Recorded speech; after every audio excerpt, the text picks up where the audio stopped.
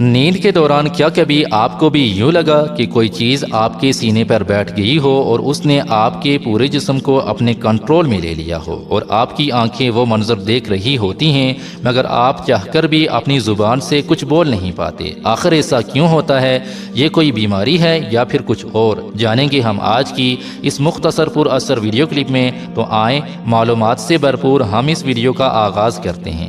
اکثر اوقات ایسا بھی ہوتا ہے کہ جب ہم سو جاتے ہیں اور اتفاق سے ہماری آنکھ اچانک کھل جاتی ہے اور پھر ہمیں ایسا محسوس ہونے لگتا ہے جیسے کوئی چیز ہمارے سینے پر بیٹھ کر ہمارا گلا دبا رہی ہے۔ لاکھ کوشش کے باوجود بھی ہم اپنے جسم کو ہلا نہیں پاتے۔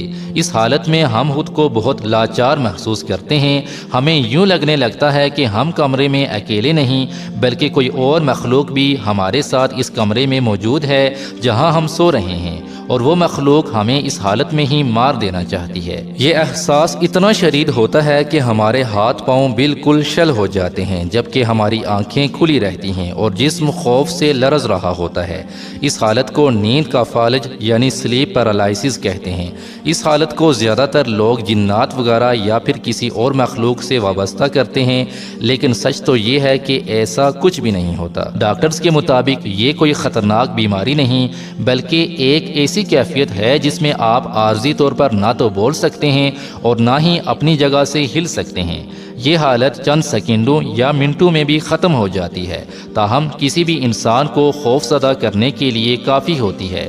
اس کیفیت میں سینے پر کسی بھاری شے کا محسوس ہونا، سانس رکنا، آواز بند ہونے لگنا اور کچھ غیر معمولی تصاویر ذہن میں ابھرنا نمایاں ہیں۔ اس کیفیت میں انسان خود کو مردہ بھی تصور کر لیتا ہے۔ کبھی کبھار وہ خود کو اونچائی سے گرتا ہوا محسوس کرتا ہے، مگر یہ سب فریب نظر یعنی ہیلوسینیشنز ہوتا ہے۔ عموماً یہ مسئلہ بلوغت کی عمر ٹین ایج سے شروع ہوتا ہے، مگر کسی بھی عمر کے افراد اس کا شکار ہو سکتے ہیں۔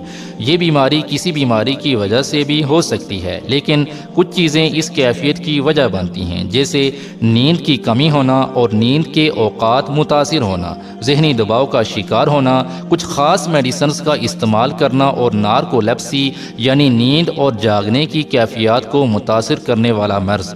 تاہم بالکل الٹا یا سیدھا لیٹنا بھی اس بیماری کا باعث بن سکتا ہے۔ ڈاکٹرز مزید کہتے ہیں کہ نیند کی مختلف حالتیں ہوتی ہیں، جن میں سے ایک REM ریپڈ آئی موومنٹ یعنی گہری نیند، جبکہ دوسری NREM naan rapid eye movement یعنی عارضی نیند۔ انسانی نیند کا تقریباً 75% حصہ گہری نیند پر مشتمل ہوتا ہے۔ جب انسان اس گہری نیند سے نکل یا اس میں داخل ہو رہا ہوتا ہے، اسی دوران جسم کا رابطہ دماغ سے منقطع ہو جاتا ہے، جس کے باعث جسم پر فالج کی سی کیفیت طاری ہو جاتی ہے اور وہ بے حس و حرکت ہو جاتا ہے۔ نیند اللہ تعالیٰ کی عطا کردہ ایک بہت بڑی نعمت ہے۔ اللہ پاک سورہ نبا آیت نمبر 9 میں فرماتا ہے وَجَعَلْنَا نَوْمَكُمْ سُبَاتًا، اور تمہاری نیند کو راحت کا باعث بنایا، یعنی تمہارے جسموں کے لیے، تاکہ اس سے کوفت اور تھکان دور ہو اور تمہیں راحت حاصل ہو۔